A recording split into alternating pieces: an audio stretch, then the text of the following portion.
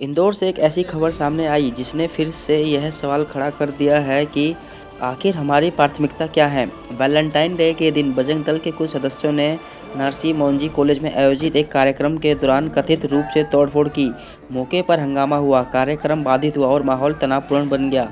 बाद में वहां के डीसीपी ने बयान दिया कि एक हिंदू संगठन द्वारा स्थल पर तोड़फोड़ की गई। छात्रों को उनके माता पिता को सौंप दिया गया है और कॉलेज की शिकायत के आधार पर आगे कार्रवाई की जाएगी। यानी कानून अपना काम करेगा, कम से कम कागज़ों पर यही कहा गया। लेकिन इस घटना से बड़ा सवाल यह है कि हम किस तरह की लड़ाई लड़ रहे हैं।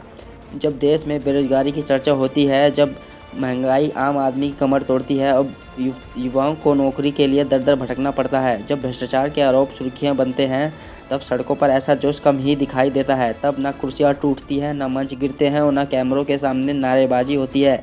लेकिन जैसे ही किसी कॉलेज में वैलेंटाइन डे जैसा कार्यक्रम आयोजित होता है, अचानक संस्कृति खतरे में दिखने लगती है। नैतिकता की तलवारें निकल आती हैं और कुछ लोग खुद को परंपरा का रक्षक घोषित कर देते हैं। यहाँ सवाल वैलेंटाइन डे मनाने या ना मनाने का नहीं है। कोई उससे पसंद करे या ना करे, यह व्यक्तिगत सोच हो सकती है। असली मुद्दा यह है कि असहमति जताने का तरीका हिंसा और तोड़फोड़ होना चाहिए क्या?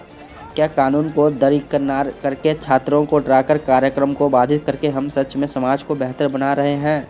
अगर किसी को किसी आयोजन से आपत्ति है तो उसके लिए प्रशासनिक और कानूनी रास्ते मौजूद हैं। लेकिन जब भावनाओं के नाम पर कानून हाथ में लिया जाता है तो सबसे पहले लोकतांत्रिक व्यवस्था की ही कमज़ोर होती है। हर समाज में बहस हो सकती है, विचारों का टकराव हो सकता है, पर हिंसा जब बहस को ख़त्म कर देती है। कॉलेज वह जगह है जहाँ युवा सोचते हैं, सीखते हैं, बहस करते हैं और अपने विचार बनाते हैं। अगर वहीं डर का माहौल बनेगा तो खुला संवाद कैसे बचेगा? संस्कृति की रक्षा कानून तोड़कर नहीं बल्कि संवाद और समझ से होती है। परंपरा की मजबूरी डर से नहीं बल्कि आत्मविश्वास से आती है। अब देखना यह होगा कि कॉलेज की शिकायत के बाद क्या कार्रवाई होती है और कानून कितना निष्पक्ष रहता है। लेकिन इससे भी ज़्यादा ज़रूरी है कि हम खुद से पूछें, क्या हमें सच में बड़े मुद्दों पर उतनी ही गंभीरता से खड़े होते हैं जितनी आसानी से छोटे और प्रतीकात्मक मुद्दों पर आक्रोश दिखा देते हैं?